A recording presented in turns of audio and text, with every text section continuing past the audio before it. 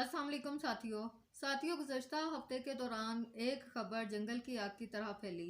कि जनूबी पंजाब के माहिर नफ्सियात डॉक्टर अजहर हुसैन ने अपनी अकलौती बेटी माहिर नफ्सियात डॉक्टर अलीज़ा को कत्ल करके खुदकुशी कर ली। साथियों, आज हम आपके पास कुछ हकायक लेकर आए हैं जो पुलिस ज़राए बता रहे हैं, लेकिन उसके साथ ही एक बड़ा और भी सानहा अजहर हुसैन के छोटे भाई डॉक्टर मोहिब सलीम अपने घर में पुरस्रार तौर पर मुर्दा पाए गए और उनकी लाश झुलसी हुई लाश बरामद हुई। और तकरीबन शाम के वक्त जब लोगों ने धमाके की आवाज़ सुनी और जलने की स्मेल आई तो हम सामने दरवाजे पे झांक के और उनके घर के अंदर आकर देखा तो डॉक्टर मोहिब सलीम की झुलसी हुई लाश उसके अंदर घर में पड़ी थी और वो डॉक्टर की लाश झुलसी हुई देखकर हमसाओं ने ना सिर्फ पुलिस को बल्कि उनके घर वालों को भी इतला दी। और उनकी बेवा डॉक्टर मोहिब सलीम की बेवा आई पुलिस वालों को, उन्होंने बताया कि डॉक्टर मोहिब सलीम डॉक्टर अजहर हुसैन माहिर नफ्सियात जो एक हफ्ता पहले अपनी बेटी को कत्ल करके खुदकुशी कर चुके हैं, और डॉक्टर मोहिब सलीम जो कि निश्तर में प्रैक्टिस करते थे और रिटायरमेंट के बाद एक निजी हॉस्पिटल में बाकायदा प्रैक्टिस करते थे और अपनी खिदमात फराहम करते थे मरीज़ों को। वो कुछ अर्सा से कोरोना का शिकार थे और अभी यानी कि इस वाक़या, इस वक़ूआ, इस सानहा पुरस्रार कत्ल कह सकते हैं या खुदसोज़ी कह सकते हैं, ये चीज़ें तो बाद में आएंगी। और अभी 3 दिन ही हुए थे उनको डिस्चार्ज हुए और वो बता कर आए थे एक अपनी बीवी को कि भाई वो अपने जो सखी सुल्तान मुल्तान में कॉलोनी में उनका घर था वो खाली था, वो शायद उसको देखने गए या कुछ, तो वो वहाँ जा रहे हैं। तो उनकी बेवा का ये मौक़िफ़ है, बेवा ने ये बयान दिया है कि वो शाम 3:45 बजे पहुँचे हैं और उसके बाद से उनका मोबाइल ऑफ था, मोबाइल उन्होंने साइलेंट कर दिया था। अब जाने ये राज़ो न्याज़ क्या है, क्या हकीकत है, क्या वाक़या है, क्या वक़ूआ है, लेकिन सानहा तो ये है कि एक हफ़्ते के दौरान एक ही फैमिली के 3 डॉक्टर, बाप, बेटी, एक भाई, उस बेटी का चचा, जो कि मुल्क कौम की दुखी इंसानियत की खिदमत भी करते थे, वो हम में नहीं रहे। और फिर एक हंसता बसता घर उजड़ गया, बल्कि 3 घर उजड़ गए, बेटी का घर उजड़ गया। वो अपनी माँ को कहाँ से ढूंढें। मोहिब सलीम का घर अब घर नहीं रहा, डॉक्टर अजहर का घर नहीं रहा। साथियों, मैंने इस पर आर्टिकल भी लिखा था और आपको याद होगा कि आपके साथ शेयर भी किया था। साथियों, डॉक्टर अजहर सलीम के बारे में बहुत कम लोगों को पता होगा कि जब मुल्तान में फोकर त्यारे का हादसा हुआ उसके कुछ अरसे के बाद मैंने डॉक्टर साहब का एक खसूसी इंटरव्यू किया था अपने ख़बरें अखबार के लिए। तो उन्होंने बताया कि फोकर त्यारे पे उन्होंने एक कॉन्फ्रेंस में शिरकत करने के लिए जाना था, टिकट उनके हाथ में था और एयरपोर्ट के अंदर ही जैसे वो दाखिल हुए तो साथ ही उनको उनकी बेटी का फ़ोन आया जो कि गालिबन किसी बैरून मुल्क में पढ़ने गई हुई थी, और उसने फ़ोन किया कि मुझे अपने कॉलेज में या यूनिवर्सिटी में जमा करवाने के लिए कुछ डॉक्यूमेंट चाहिए और वो भी आधे घंटे के अंदर अंदर। अजहर का और उनकी बेटी का, अकलौती बेटी का इतना प्यार था कि वो खुद इस वक्त एक फ़्लाइट लेकर एक कौमी कॉन्फ्रेंस में शिरकत करने के लिए शहर से बाहर जा रहे थे। उनके सामने जहाज़ खड़ा था, खुद उन्होंने अभी सफ़र के लिए जाना था। उन्होंने फौरी अपनी बेटी से कहा कि आधे घंटे के अंदर अंदर आपको सारी चीज़ें मिल जाएंगी, और उन्होंने वो नोट किया कि भाई कहाँ कहाँ कौन कौन से डॉक्यूमेंट्स पड़े हुए हैं। वो उनका डॉक्टर अजहर साहब, अल्लाह ताला के रहमत करे उन्हें, वो बताते थे कि जैसे ही मैं बाहर गया और घर के करीब, चूँकि वो जो हमारा मुल्तान का एयरपोर्ट है और उनका जो रहायशी इलाका है वो इतना दूर नहीं था, हार्डली 10 मिनट का फासला था। उन्होंने बताया कि जैसे ही मैं अपने घर के करीब पहुंचा तो उसी वक्त उन्होंने धमाका भी देखा और उस फोकर त्यारे के परखच्चे होते भी देखे। और उन्होंने कहा कि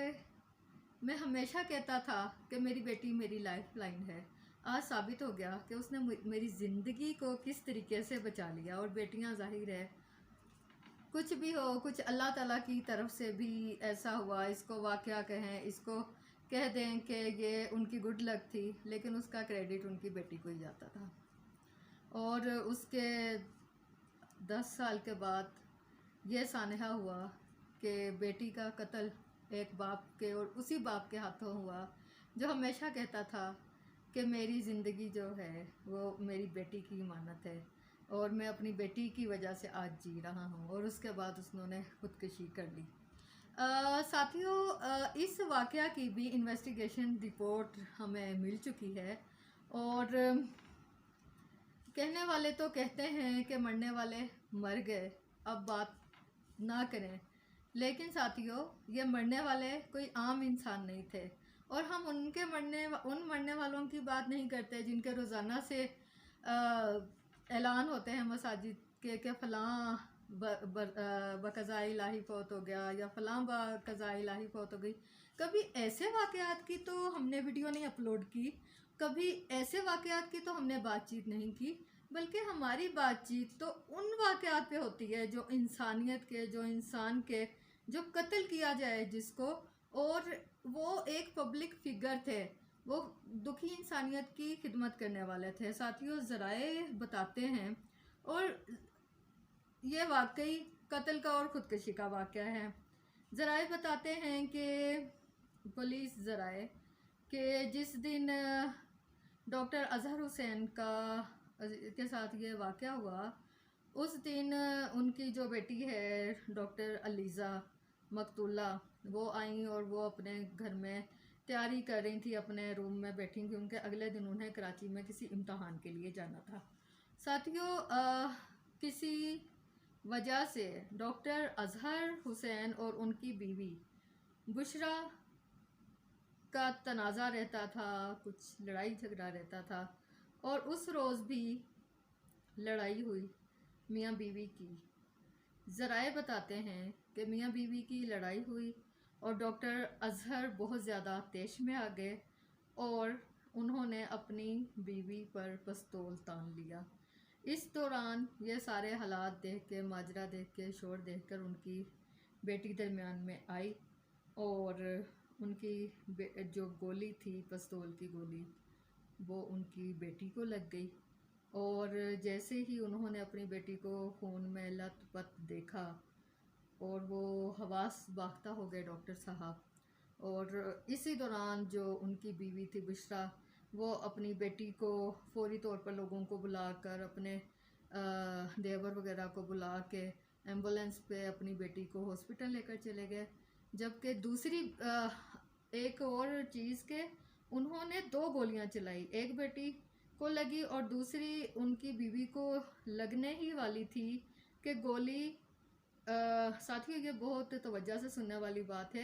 कि पिस्तौल ही में दूसरी गोली उनकी फंस गई, जिसकी वजह से उनकी बीवी बच गई, या डॉक्टर अलीज़ा को दूसरी गोली नहीं लगी, कुछ भी हो सकता था। जब सितारे ही अलीज़ा के गड़बड़ थे और तीसरा कत्ल होता होता रहना ही था,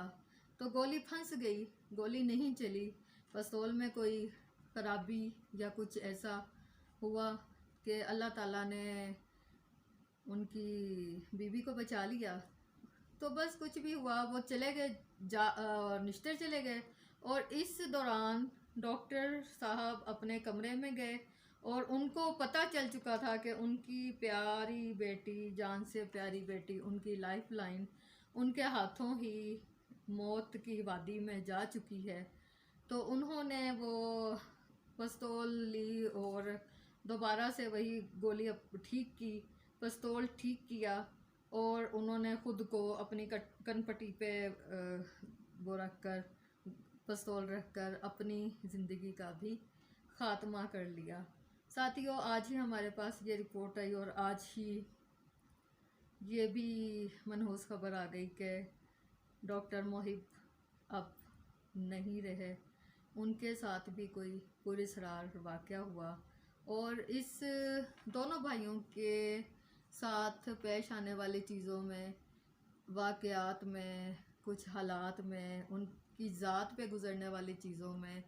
एक जो कदर मुश्तरक नज़र आई है वो ये कि डॉक्टर अज़हर हुसैन को भी काफ़ी अरसा तक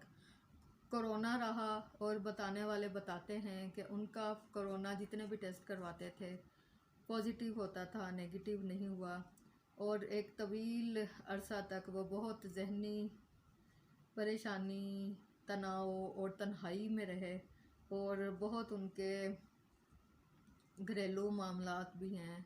वो बहुत ज़्यादा शिद्दत इख्तियार कर चुके थे। जबकि डॉक्टर मोहिब सलीम के बारे में भी यही बताया जाता है कि 3 दिन कबल वो हॉस्पिटल से कोरोना की वजह से जो ज़ेर इलाज थे हॉस्पिटल से डिस्चार्ज हुए। अब ये चीज़ समझ से बाहर है कि दोनों केसेस का ताल्लुक किस तरीके से कोरोना से है या कोरोना से नहीं है।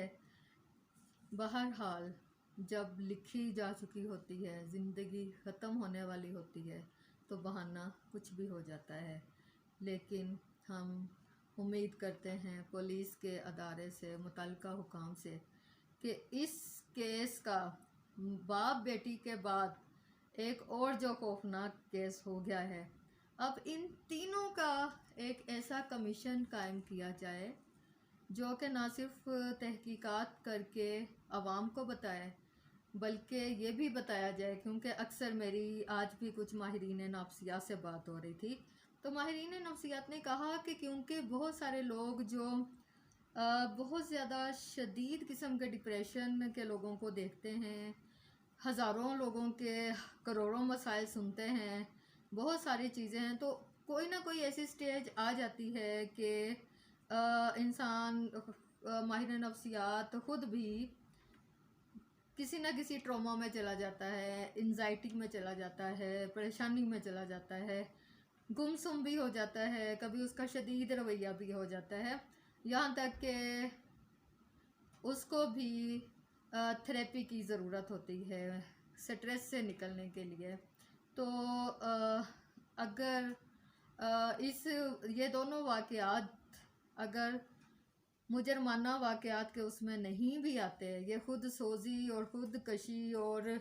बहुत ज़्यादा स्ट्रेस का, तनाव का अगर ये शाखसाना है, अगर ये कोविड की वजह से भी शाखसाना है, तो डॉक्टर्स को और कुछ ऐसे पैरा मेडिकल जो स्टाफ हैं उनकी ज़हनी सेहत के लिए महकमा सेहत को ऐसे इक़दामात उठाने चाहिए कि हम अपने दुखी इंसानियत की खिदमत करने वाले अपने मसीहाओं की ज़हनी, जिस्मानी, जज्बाती, घरेलू, समाजी सोचों को, ज़िंदगी को बहाल रखने के लिए, उनके मसाइल हल करने के लिए कोई ऐसा फ्रेंडली प्लेटफॉर्म बना दें कि सब लोग अगर कोई उनका मसला है तो वो बताने से गुरेज ना करें और ख़ुद भी उनको नफ्सियाती तौर पर थेरेपी दी जाए। अल्लाह ताला इन तीनों को गरीक़ रहमत करे और किसी भी किस्म के सानहा से हम सबको, आप सबको महफूज रखे। अपना और अपनों का ख्याल रखिएगा। बंजारन को इजाज़त दीजिए।